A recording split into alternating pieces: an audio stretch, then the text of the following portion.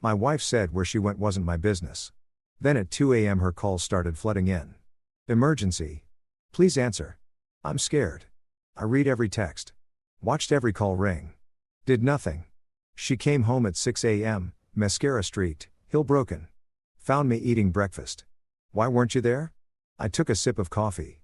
Your problems aren't my concern either. She told me her plans were none of my concern, said it right to my face before slipping out for yet another secret getaway with her wealthy boss.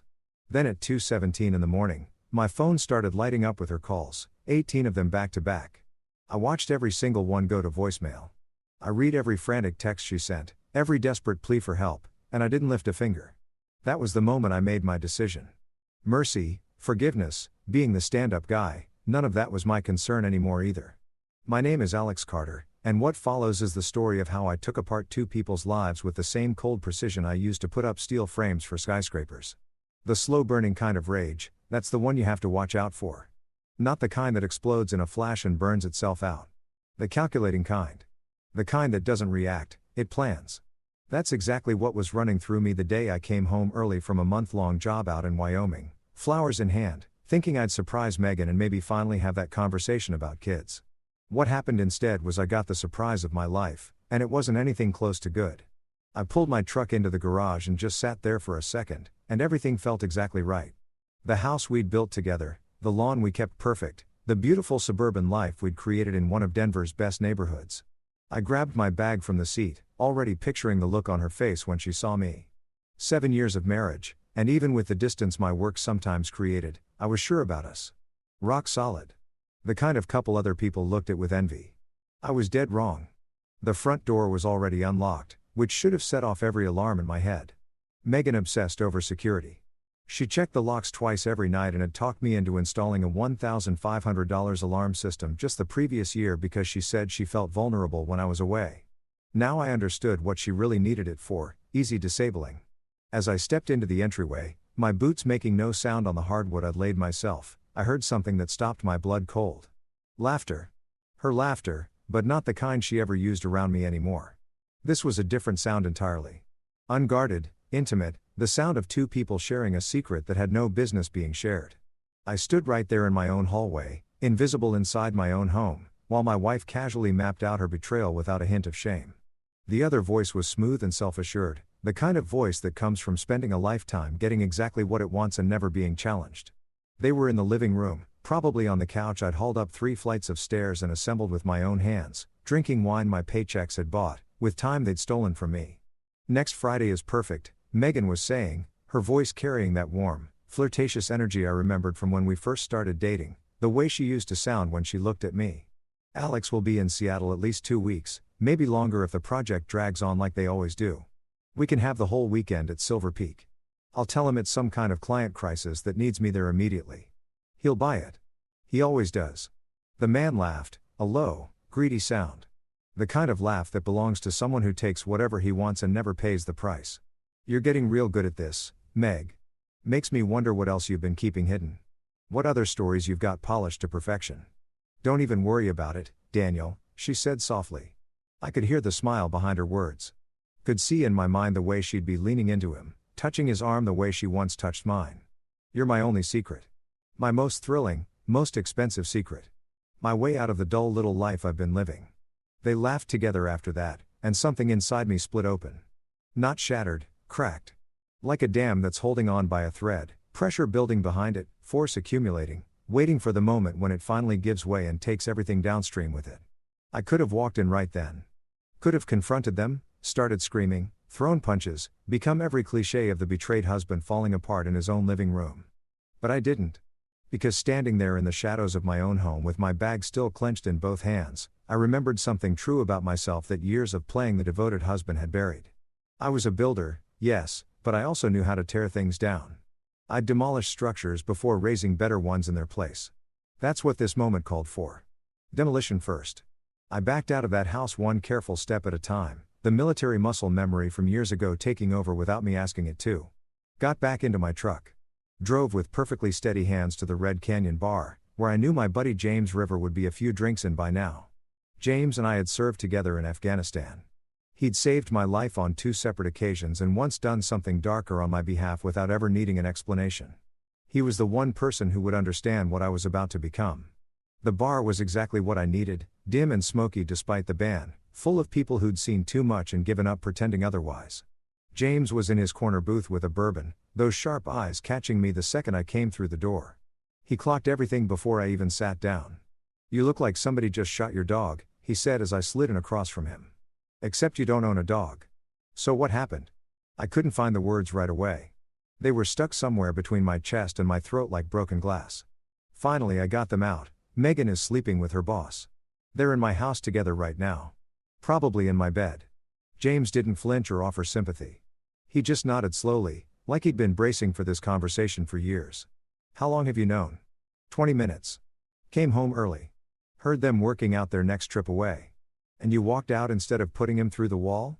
"Because I've got something better in mind," I said. And something in the way I said it made James smile. Not a warm smile. The smile of someone who recognizes their own kind. "I'm going to take them apart completely, financially, professionally, in every way that matters.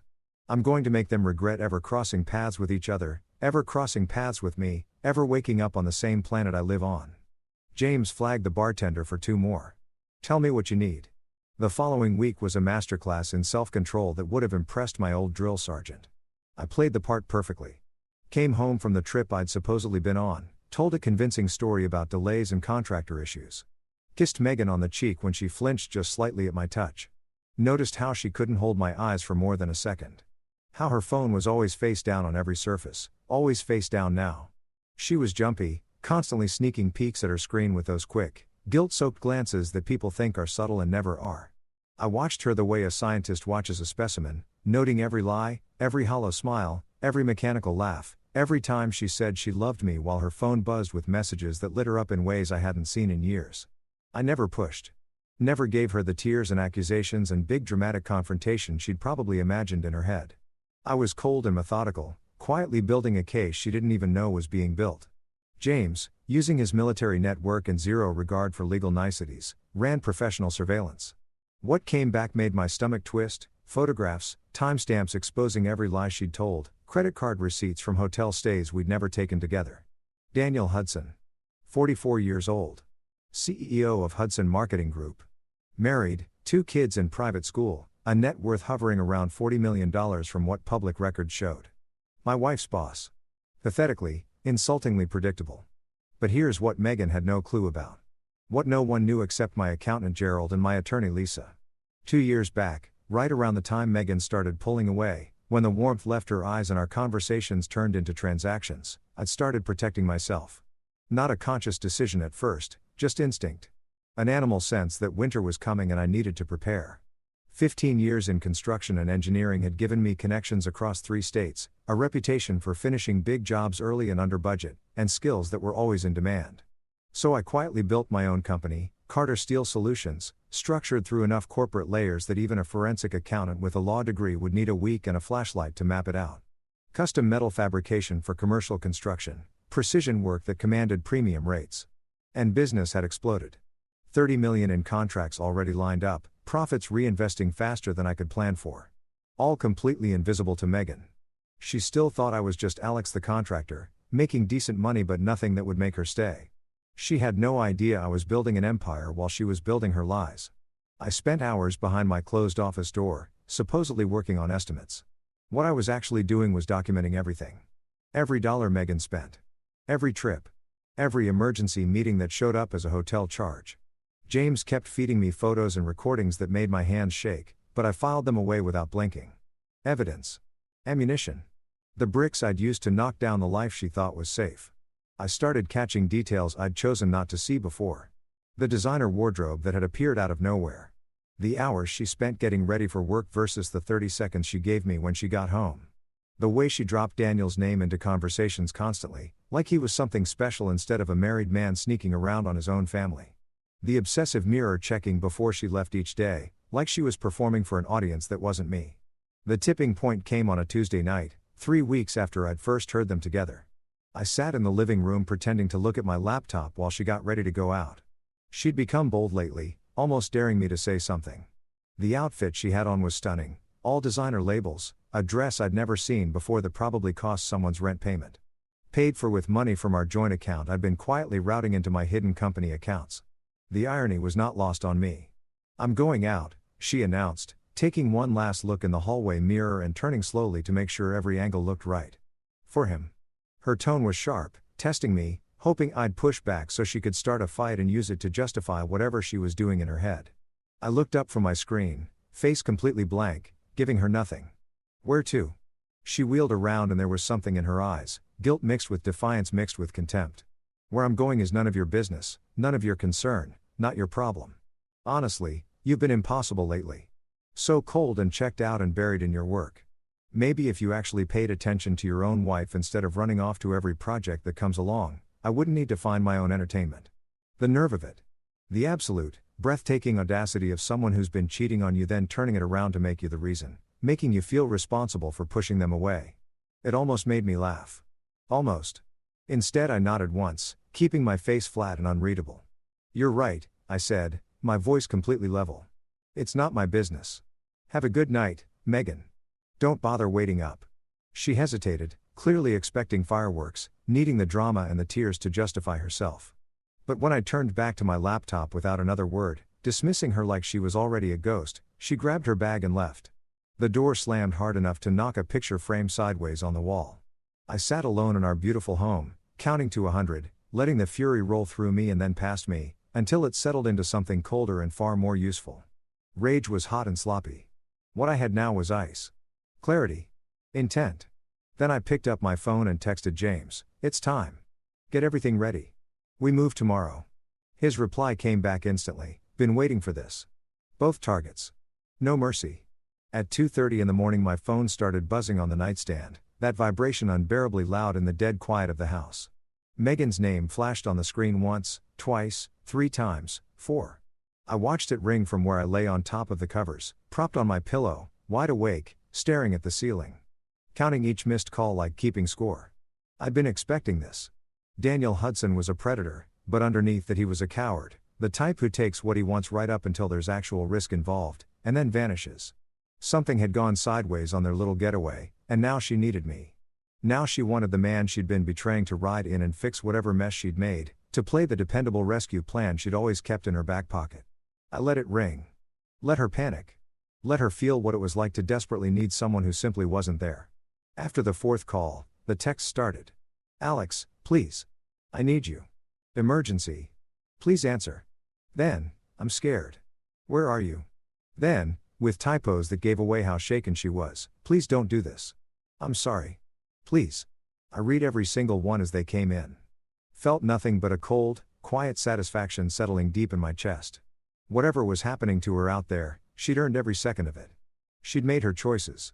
Now she was living inside them.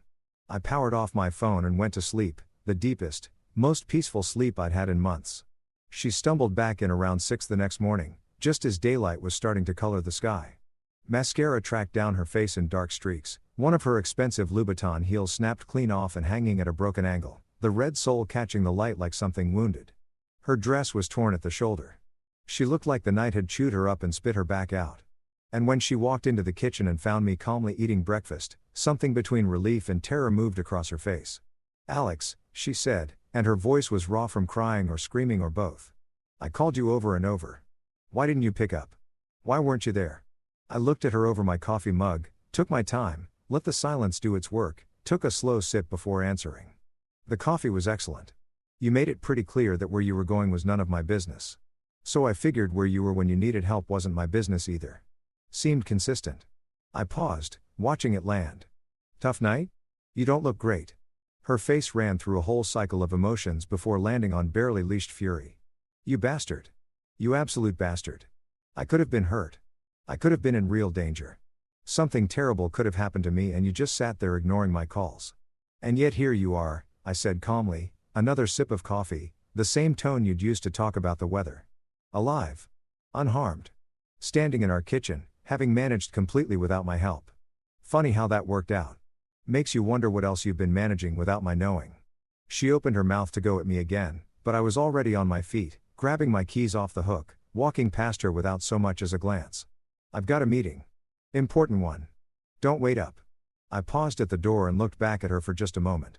You might want a shower, Megan. You smell like someone else's cologne. The meeting was with Lisa Martin, the most feared divorce attorney in the state of Colorado. Her reputation arrived before her like a weather front. Her downtown office was all glass and chrome and hard angles, which suited her perfectly. When I sat down across from her and laid out everything I had, the documentation, the evidence James had gathered, all of it, she smiled. Not a warm smile. The smile of a shark that just picked up a scent. Alex, she said, leaning back in her chair and pressing her fingertips together, I've spent 20 years in family law. I've heard it all. Every betrayal, every story, every excuse. But what you've brought me today, she gestured at the spread of folders across her desk, this is extraordinary. A cheating spouse entangled in corporate fraud, a compromised executive with a trail of harassment settlements, and a client who actually had the foresight to document everything and protect his own assets. You're not just a victim here. You came prepared to fight. And I'm going to make sure you win. We worked through the afternoon and into the evening, ordering in food, going through every piece of evidence like military strategists, the secret company, the separate accounts, every cent Megan had spent and every trip she'd taken and every lie she'd told. James had done remarkable work, photos that made Lisa raise her eyebrows, recordings that pulled a low whistle from her, timestamp documentation that built an airtight case for systematic, deliberate betrayal. But Lisa always wanted more. That's what made her the best. This Daniel Hudson, she said, pulling up everything she could find on him, fingers moving fast across her keyboard. He's had complaints before. 3 harassment claims in 5 years, all buried under NDA agreements paid out of company funds. His books have some creative entries that I'm certain the SEC would find fascinating. If we can dig deep enough, if we can tie Megan directly to his financial crimes, we don't just end a marriage. We end 2 careers, 2 reputations, 2 lives. We don't just divorce them. We dismantle them. Perfect, I said, and my voice had no warmth in it whatsoever. That is exactly what I'm after. I want them to lose it all, the way they tried to take everything from me. This is going to get messy, Lisa said, looking at me seriously. Mutual friends will pick sides. People will have opinions. Your personal life becomes a public story. Are you truly ready for that? Because once we start, there's no pulling back. This is scorched earth, Alex. I thought about Megan's face the night she said my concerns weren't her problem. Thought about the 2 of them laughing on my couch in my living room while I was away working to support them both. Thought about her desperate calls I'd let ring in the dark. Thought about every lie she'd sold me so smoothly I'd started to doubt my own memory. I'm not just ready, I told Lisa. I'm looking forward to it. Let them see. Let everyone see exactly what comes back around when you betray someone who knows how to fight. Getting to Daniel Hudson directly was the next step, not to start something messy, but to fire a warning shot across the bow. To let him understand that the game had shifted, that he wasn't dealing with some oblivious husband anymore. He was dealing with someone who'd been trained for combat and didn't believe in doing things halfway. Using James's contacts and my knowledge of building systems and security layouts, I walked straight into Hudson Marketing Group dressed as a maintenance worker, worn toolbox, official-looking clipboard, a uniform that made me invisible to anyone who passed. Nobody looks twice at the repairman. I learned that years ago on job sites, confidence and purpose are the best disguise you can wear. Daniel's office was exactly what you'd expect from a man who mistakes expense for substance. $50,000 desk. Italian leather on every surface. Art on the walls that looked like it cost a fortune and meant absolutely nothing. Floor-to-ceiling windows overlooking downtown Denver, the kind of view that signals power to people who need that kind of signal. Daniel himself was on a call when I walked in, leaned back with his feet on the desk like he was the only important person on earth. The confusion on his face when he registered me would have been funny if I were in any mood to find it funny. He wrapped up his call fast, switching from confusion to irritation. Who are you? You can't be in here. I'm calling security. I closed his door behind me slowly, then crossed to his desk at my own pace and set a flash drive down next to his keyboard with a soft, deliberate click. My name is Alex Carter, I said, quiet and perfectly steady. I believe you're well acquainted with my wife. Megan. Quite intimately, in fact. Every drop of color left his face at once. He tried to recover, pasting on a calm he clearly didn't feel. I have no idea what you're referring to. I think you have me confused with someone else. I held up one hand to stop him. Don't. We're both too intelligent for that. On that drive, photographs of you and Megan across 4 different hotels over 3 months. Recordings of your phone conversations laying out your plans in detail. Time-stamped videos of you coming and going from those hotels on the exact days she told me she was working. Credit card records showing who paid for the rooms. Transcripts of over 3,000 text messages between your personal phone and hers. Emails where you two discuss not just your affair, but also confidential material she forwarded from my own private files. Every piece of it documented and organized in a way that would make any prosecutor in this state weep with gratitude. On that same drive is 7 years of your company's financial history, the offshore accounts and the Caymans you kept off the books. The shell company contracts you've been awarding yourself. The harassment settlements you paid out using company funds. The insider trading patterns. All of it. Meticulously documented. I've been very thorough, Daniel. Now he was genuinely frightened, that wall of arrogance finally crumbling. What do you want? Money? You want to be paid? Name a number. I could have laughed at how predictable it was. This has nothing to do with money. I'm not here to cut a deal. I'm here to give you a choice, one time, so pay attention. You can walk away quietly. End things with Megan immediately. Take the professional fallout heading your way without trying to drag her down harder than necessary. Cooperate when the time comes.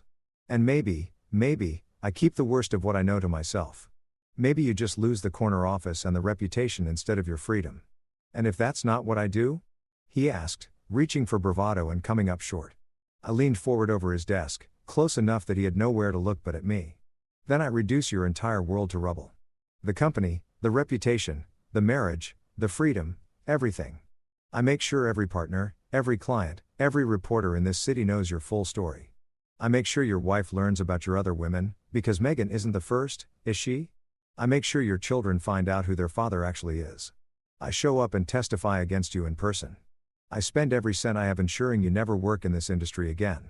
And that's before I hand it all over to the authorities and let them pick through what's left. Are we clear? I straightened up, picked up the empty toolbox, and headed for the door. I stopped with my hand on the frame.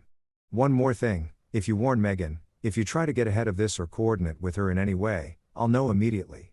I have people watching you. Serious people. And I'll treat it as a declaration of war. Trust me when I say you do not want that. I learned from professionals. The door clicked shut behind me, and I walked out of that building knowing I'd just lit the fuse on something that was going to level everything they'd built together. Now I just had to wait for the blast. Patience was never a problem for me when the outcome was worth it.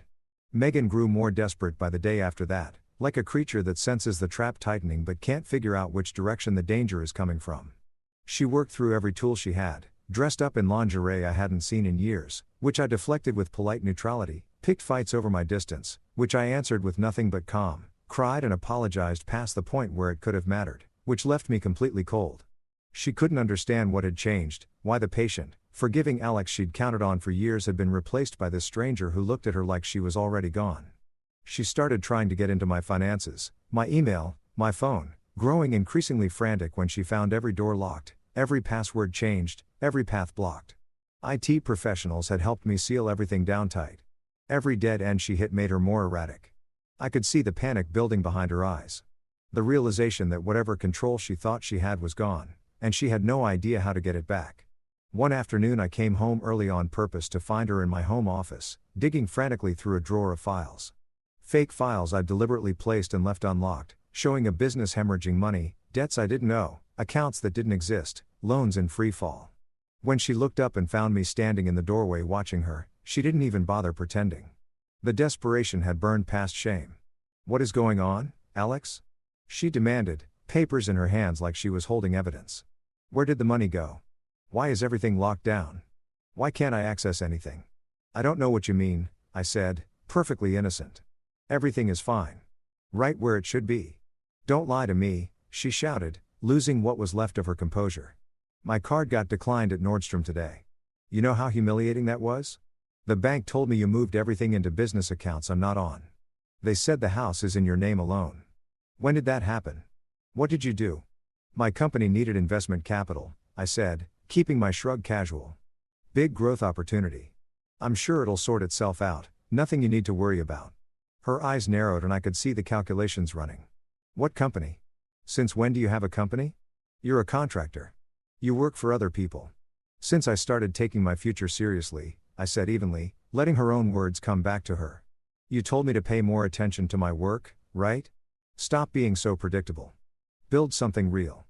I'm just taking your advice, Megan. Being less boring. Building an empire while you were busy building your lies." She stared at me like she was meeting me for the first time. Maybe she was. The man she'd learned to walk all over, the one who apologized reflexively, absorbed her criticism without pushing back, bent himself into whatever shape she needed, was gone. Standing in his place was someone she couldn't read, couldn't manage, couldn't even begin to understand. And that terrified her more than anything else could have. "You're punishing me," she said, and her voice had gone quiet. "You know something." "What do you know?" "No," I said, keeping my voice even and cold. "I'm not punishing you. I'm protecting myself. Those are two completely different things." The final confrontation, the one I'd been orchestrating for weeks the way a conductor shapes every note before the performance, happened at Silver Peak Resort. James had intercepted an email Daniel carelessly sent from a work account giving me the exact dates. I booked my own room under a different name, paid cash, and left no footprint behind. I wasn't going up there to catch them in the act, that moment had passed. I went because I needed to finish this face to face, in the place where they felt safest. I drove up into the mountains alone on a Friday afternoon, winding roads cutting through thick pine, glimpses of snow-capped peaks between the trees. The resort was exactly the kind of place Megan loved, polished and exclusive and priced so high that regular people only ever read about it. 5-star dining, a spa with treatments that cost more than car payments, suites with views that belonged on magazine covers. All of it probably running through Daniel's company account, since Megan's personal credit had been quietly cratered by my very deliberate management of our shared finances. Getting into their suite was almost insulting in how simple it was. $50 to a housekeeper with no curiosity, and I had a key card and a room number. I waited until evening, until the last light was dying behind the mountains, until I knew they'd have settled in with their drinks and their guard fully down, feeling untouchable inside their bubble. Then I walked through their door like I'd paid the bill. They were out on the balcony, backlit by the last of the sunset, champagne catching the final light, looking like a scene from a luxury travel ad. Megan in a stunning black dress I'd never seen, bought for exactly this occasion with money she assumed was still partly hers. Daniel had his arm around her waist with the casual ownership of someone who thinks he's already won. They looked like people who'd never faced a consequence in their lives. "Hell of a view," I said from the doorway, and my voice cut right through whatever moment they were sharing. Megan's glass slipped from her fingers and shattered across the balcony tiles, champagne spreading like something spilled at a crime scene. Daniel spun around fast, face moving through shock, then anger, then something that looked a lot like fear. "Alex," Megan breathed, her voice barely forming the word. "What are you doing here? How did you find us?" I walked into the suite at my own pace, taking stock of everything around me with unhurried appreciation. Egyptian cotton sheets on a king-sized bed. A hot tub on the balcony. Vintage champagne in an ice bucket. Just wanted to see where my money was going. Where my wife's time was disappearing to. Nice choice. Very tasteful. Is that the Dom Perignon 08? Excellent selection. I hear it pairs well with broken vows and borrowed time. Daniel stepped forward, positioning himself between us, trying to summon the executive authority he used in conference rooms. "Get out. Now. This is private property. I will call security." I smiled at him, and there was nothing friendly anywhere in it. "What you need to do, Daniel, is stop talking and start listening. Because right now, as we're having this conversation, emails are being delivered to every member of your board detailing 7 years of financial crimes. By the time the sun comes up you'll be terminated, under federal investigation, and looking at criminal charges that carry real prison time." The blood left his face like a light being switched off. "You're lying. You don't have anything." "Already sent," I said, glancing at my watch. "About 43 minutes ago. Lisa Martin doesn't do anything halfway. I'd check your phone. Something tells me it's having a very eventful evening." He grabbed his phone with shaking hands and what he found there wrecked him, notification after notification from board members, lawyers, partners, everyone scrambling at once. He kept scrolling, hoping it would stop, and it didn't. I watched the arrogance drain out of him in real time. Megan found her voice and it came out desperate and high-pitched. "Alex, can we just talk? The two of us, alone? We can work through this. Talk?" I turned to face her, and whatever she saw when she looked at my eyes made her step back. "The way we talked when you told me where you were going wasn't my concern? Or all those other times you looked me in the face and lied, about late nights, about business travel, about loving me, about keeping your vows?" "I do love you," she said, and tears started cutting through her makeup. Real ones, maybe. I no longer had the energy to care either way. "You love what I provided," I said flatly. "You love the house and the income and the fallback plan. The actual human being named Alex, the man you made vows to, him you never loved. Because love doesn't coexist with what you've done. Love doesn't look like this. Love requires basic respect. And you never had that for me. Not once in 7 years. Daniel had recovered enough of himself to try one more lunge. You think you're righteous? The hero? You're just a bitter man who couldn't hold his wife's attention, inadequate in every way that counted. I crossed the room before I even made the decision to move, grabbed him by the collar of his expensive shirt, and put him flat against the wall hard enough to rattle the framed art. I got my face close to his and dropped my voice almost to a whisper, and somehow that was more frightening than shouting. I could finish you right here and make it look like an accident.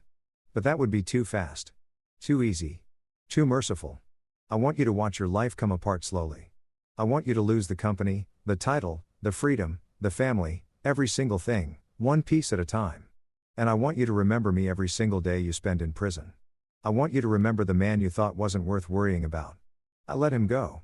He slid against the wall, every bit of fight gone, just a frightened man in an expensive suit that didn't fit the moment.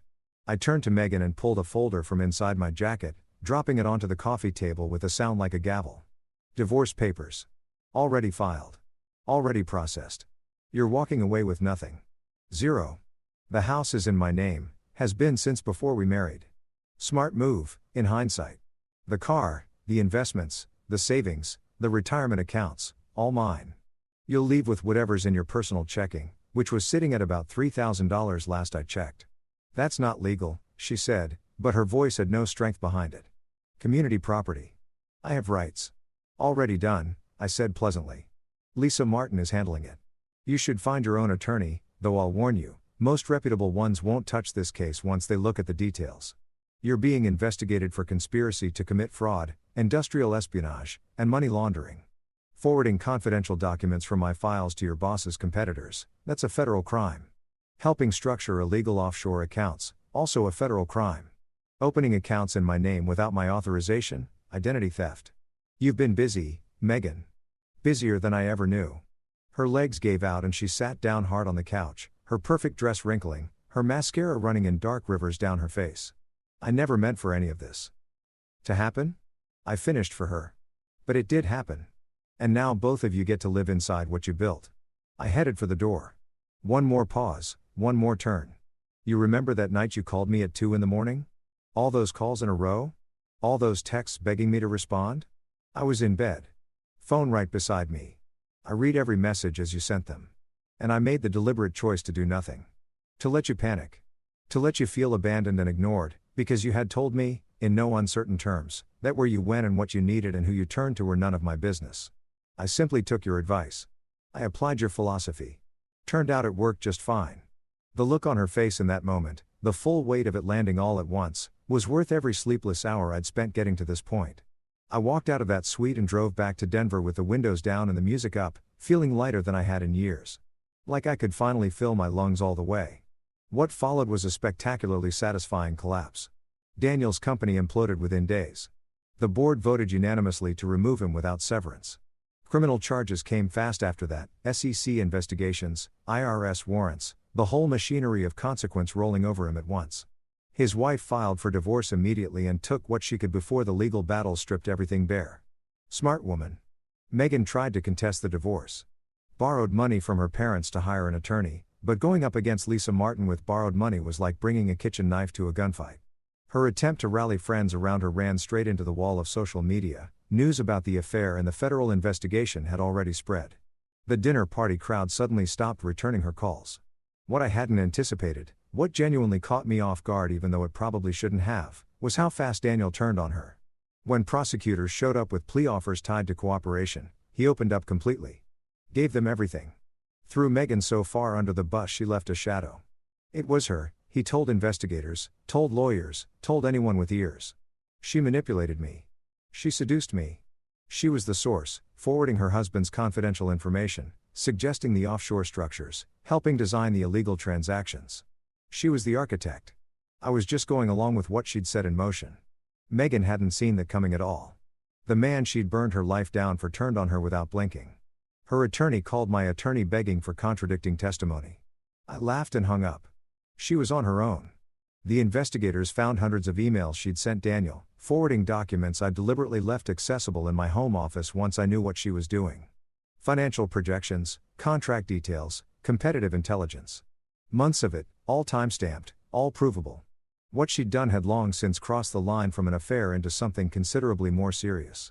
The day her criminal charges were filed, I was in Lisa's office signing the final divorce papers. Lisa's phone rang mid-signature, and the smile that spread across her face when she hung up told me everything before she said a word. "My contact at the DA's office," she said, barely containing herself. "Conspiracy to commit fraud, industrial espionage, money laundering, identity theft. If she's convicted on all counts, 10 to 15 years federal, possibly more if they add RICO." I signed the last page and nodded. "Daniel is facing 20 to 30, Lisa added. "Fraud, embezzlement, money laundering, tax evasion, obstruction." His plea deal collapsed when they caught him lying too many times. His lawyers are in full panic mode. It's genuinely beautiful. The house felt different once I changed the locks. Like it had been holding its breath for years and could finally let go. I brought in contractors to gut Megan's walk-in closet and turn it into a home gym, convert her bathroom into a sauna, strip her office down to the walls and build a library in its place. Every last trace of her was removed, donated, given away, or in some cases simply destroyed because the satisfaction was worth more than whatever it would have sold for. 3 weeks later it was as if she'd never set foot in the place. James came by one evening with a bottle of Macallan 25, the good stuff, reserved for moments that actually meant something. We sat out on the back deck watching the sun go down over the mountains in brilliant shades of orange and deep purple. Neither of us said much. We didn't need to. He knew what it had cost me to get here. "You did what needed doing," he said finally, pouring us both a generous measure.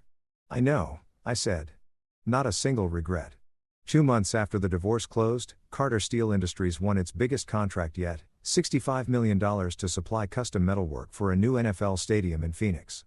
Success, it turned out, was the most satisfying form of revenge available. While Daniel and Megan's worlds dissolved, mine was climbing to heights I hadn't planned for. 80 new employees. Offices in 5 states. Fortune 500 companies calling because they wanted to work with someone they could trust. 6 months out from the divorce, on a cold November evening that smelled like the first snow was coming, someone knocked on my door.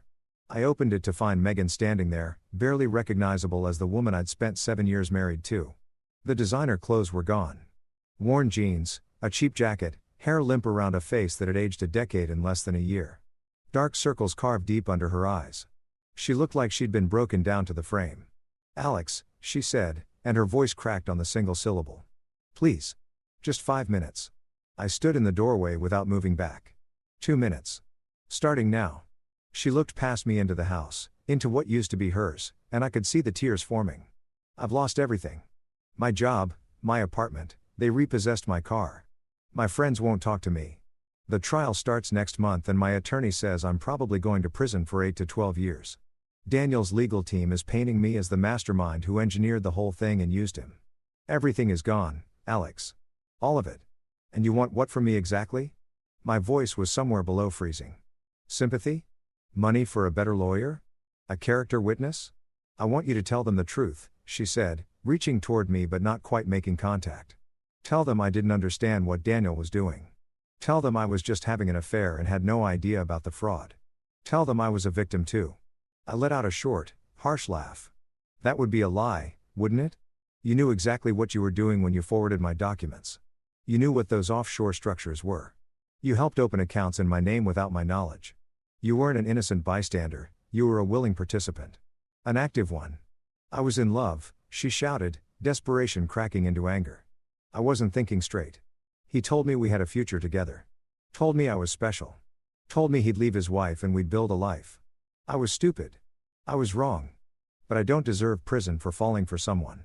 "You were in love," I repeated, tasting each word. "So that's your defense. You destroyed our marriage, helped commit federal crimes, hurt everyone around you, but you were in love, so it shouldn't count. That's what you're going with." She dropped to her knees right there on my front step, grabbing both my hands with both of hers. "Please, Alex. Please. I will do anything. Pay you back however long it takes. Work for you. Sign whatever you need. I cannot go to prison. I won't survive it. Please." I looked down at her, this woman I'd once stood before and made promises to that I'd meant with everything I had. I remembered her laughing with Daniel in my own living room. Remembered her telling me my concerns weren't her problem. Remembered her calls ringing in the dark while I lay there and let them. Remembered every lie, every humiliation, every quiet moment she'd made me question my own sanity. I pulled my hands back and stepped away from her grip. You made your choices, Megan. Now you live with them. Same as I'm living with mine. You're really going to stand there and let me go to prison? She whispered. I'm not letting you do anything, I said, flat and final. You did this to yourself. Both of you.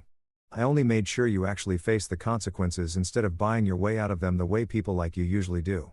I made sure accountability happened. That's all I did. I loved you, she said, her final card, played face up on the table. I know I didn't show it the way I should have. I know I hurt you badly. But I did love you once. And I think somewhere underneath all of this, part of you still loves me too. Otherwise, why would any of this hurt? I looked at her for a long moment, really looked, and felt absolutely nothing stir in the place where something used to live. You're wrong. I don't love you anymore. I don't hate you either. I don't feel anything for you at all. You're just a lesson now, a reminder of what happens when you mistake someone patient and principled for someone who'll never push back. Her face collapsed and she began sobbing, shaking, broken sobs that she couldn't control. Please, Alex. I have nowhere else to go. No one left to ask. You are the only option I have. No, I said, and it landed like a door closing. I'm not your option. I'm not your fallback. I'm not your husband. I'm just the man whose life you tried to dismantle, and the man who's walking back inside while you go face what you deserve. You're cruel, she spit, the grief curdling into something sharp. You're vindictive and hollow, and I hope you know that what you did to me, what you're doing right now, is worse than anything I ever did to you. You're a monster. I felt my jaw tighten. Felt heat flare for just a fraction of a second before the ice reasserted itself. You want to talk about cruel? You cheated on me for months. You brought him into our home while I was away making money that supported both of us. You helped him steal from people. You told me my feelings weren't your problem.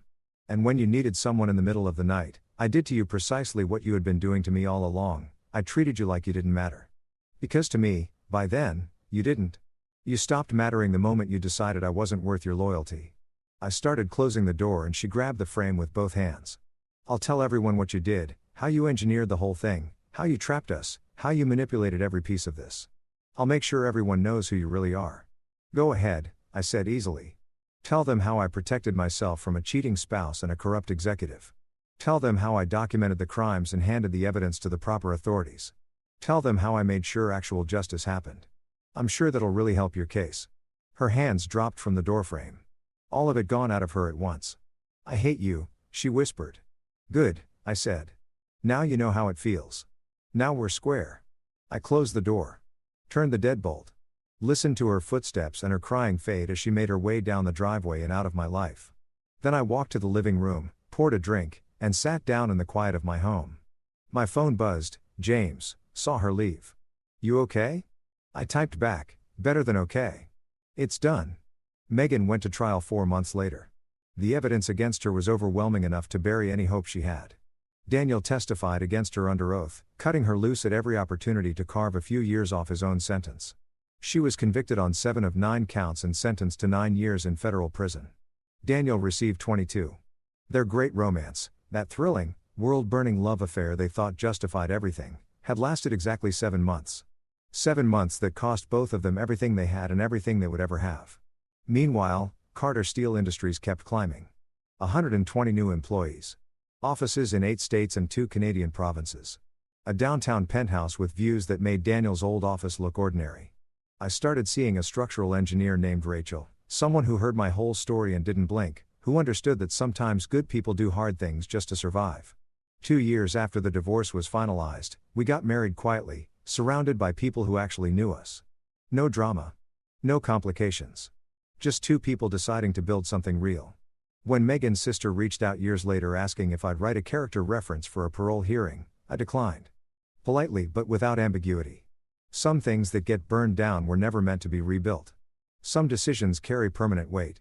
Some people spend their first chance like it cost them nothing, and that's why there isn't a second one. Standing on my penthouse balcony with Rachel beside me, company thriving, future wide open, I raised my glass one last time, not to forgiveness, not to closure, not to moving on.